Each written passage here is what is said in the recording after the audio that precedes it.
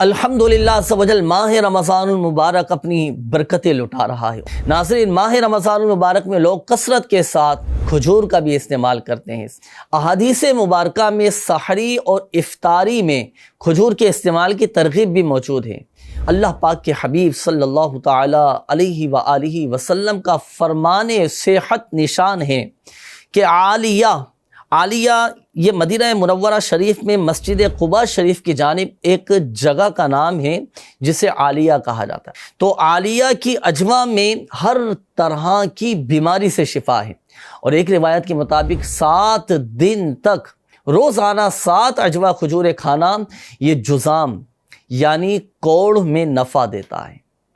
اسی طرح ہمارے پیارے آقا صلی اللہ تعالی علیہ وآلہ وسلم کا فرمان صحت نشان ہے کہ عجوہ کھجور یہ جنت سے ہے اور اس میں زہر سے شفا ہے۔ بخاری شریف کی ایک روایت کے مطابق جس نے نہار منہ عجوہ کھجور کے 7 دانے کھا لیے نا، اس دن اسے جادو اور زہر بھی نقصان نہیں دے سکے گا۔ حضرت سیدنا ابو ہریرہ رضی اللہ تعالیٰ عنہ سے روایت ہے کہ کھجور کھانے سے قولنج یعنی بڑی انتڑی کا یہ درد اسے نہیں ہوتا۔ اللہ پاک کے حبیب صلی اللہ تعالی علیہ وآلہ وسلم کا فرمان صحت نشان ہے کہ نہار منہ کھجور کھاؤ، اس سے پیٹ کے کیڑے مر جاتے ہیں۔ سیدی محمد احمد ذہبی رحمۃ اللہ تعالی علیہ فرماتے ہیں کہ حاملہ کو یعنی جو عورت امید سے ہونا تو اس کو کھجوریں کھلانے سے انشاءاللہ الکریم لڑکا پیدا ہوگا جو کہ خوبصورت، بردبار اور نرم مزاج ہوگا۔ جو فاقے یعنی بھوک کی وجہ سے کمزور ہو گیا اس کے لیے کھجور بہترین، زبردست، بڑی مفید غذا ہے۔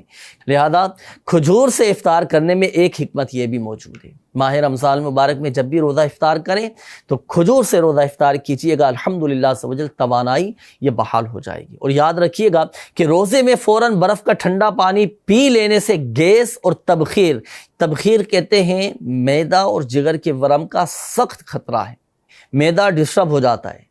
تو کھجور کھا کر ٹھنڈا پانی پینے سے نقصان کا خطرہ یہ الحمدللہ عز و جل ٹل جاتا ہے۔ مگر یاد رکھیے گا کہ سخت قسم کا ٹھنڈا پانی یہ بھی نہیں پینا چاہیے، ایک نارمل، ایک مناسب ایک ٹھنڈا پانی کا استعمال کر سکتے ہیں۔ مزید سنیے، کھجور اور ککڑی اور کھجور اور تربوز یہ ایک ساتھ کھانا بھی نبی صلی اللہ تعالی علیہ وآلہ وسلم سے یہ ثابت ہے، اور اس میں حکمتوں کے کئی مدنی پھول بھی ہیں۔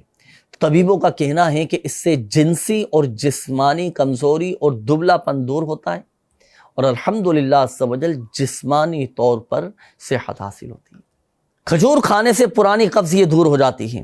اسی طرح جو دمہ کے مریض ہیں، جن کے دل کمزور ہیں، تو دمہ کے مریض، دل کے مریض یہ بھی کھجور کا استعمال کریں۔ اسی طرح جن کے گردے خراب ہیں، مثانے جن کے کمزور ہیں، یا اللہ نہ کرے کسی کے پتے میں پتھری ہے یا آنتوں کے امراض میں مبتلا ہے، تو ان تمام ہی امراض میں کھجور کا استعمال بہت مفید ہے۔ یہ بلغم خارج کرتی ہے، منہ کی خشکی دور کرتی ہے، اور پیشاب کے جملہ امراض دور ہو جاتے ہیں۔ دل کی بیماری اور کالا موتیے کے لیے کھجور یہ گٹھلی سمیت کوٹ کر کھانا بہت مفید ہے۔